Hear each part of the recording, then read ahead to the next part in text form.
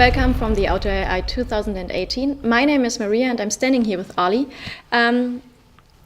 Can you briefly introduce yourself as a start and what your position at the company you're working at is? I'm Ali Ors. I'm currently a Senior Director of AI Strategy and Strategic Partnerships at NXP Semiconductor.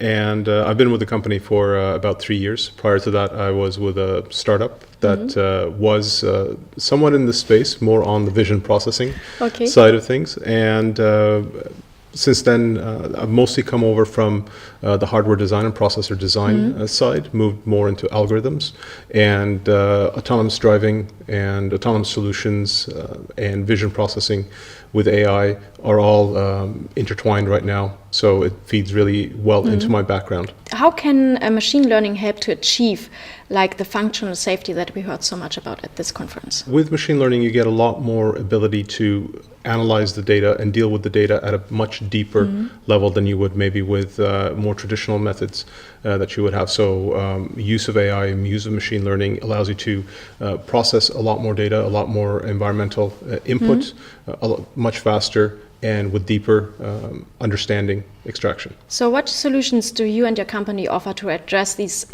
challenges like simulation, testing, validation, and so on? NXP fundamentally is a semiconductor company. We're the largest automotive semiconductor company. We sell a lot of components into anything from window control units to the actual brains of the autonomous cars and assistance for drivers and driver replacement systems. So we provide the processing, the core computational enablement to a lot of these systems, and also the software enablement and algorithm development that goes with it. Apart from all the challenges in regards to safety, security that we heard really much about at this conference, what other challenges is the industry facing? The validation, the acceptance by the customers, of course, is key. So you have a lot of mega trends that are happening. Electrification is one of them. Connectivity is another one that NXP also has very big stakes in. But in autonomy, you're really trying to give a safer driving experience to the end consumer, and the consumer has to be open to accepting it and has to be happy with the end result. So you need to build trust, you need to be offering products that have longevity but offer a much safer and secure ride to the consumer. Can you give a practical example how you can achieve this trust from the customer?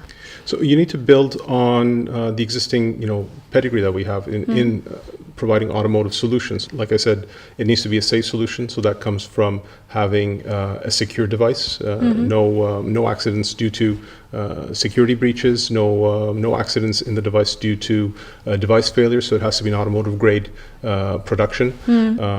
That brings in your manufacturing processes and your design processes, and fundamentally your functional safety piece has to be in there. Your design needs to meet functional safety requirements.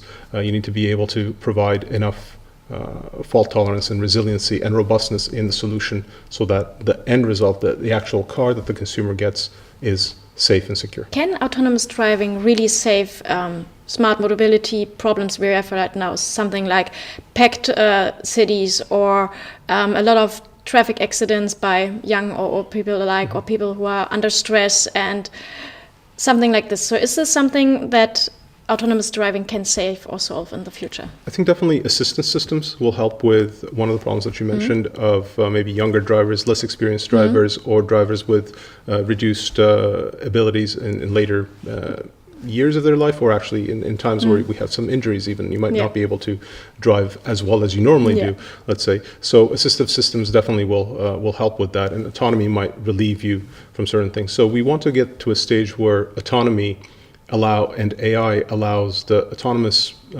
drive to be a better driver than a human would be in all conditions. So right now, in nice, clear, sunny skies, everything is great. Autonomy can be a better, more focused driver than a human driver. But when you have unpredictable situations, humans are still much better at handling the unknown that is actually normal in day-to-day driving. The autonomous systems have to get to that stage where they're able to be better drivers than we are in all conditions. Is AI the solution to building safe and accepted autonomous cars, or does it need something else except from the AI aspect? think AI is the final solution that we will, as it progresses itself, it is still in its infancy, let's put it that way. So it still has to grow up and mature quite a bit, and will become a lot more sophisticated than what we're seeing today. So then it will be more of a solution than it could be right now with what we do know. So we also have the problem of we don't know what's really coming. We have projections of what will be achievable, but right now with what we have, it likely is not the only solution. So there's combinations of more traditional methods of rule-based thinking and decision trees, etc., coming into play.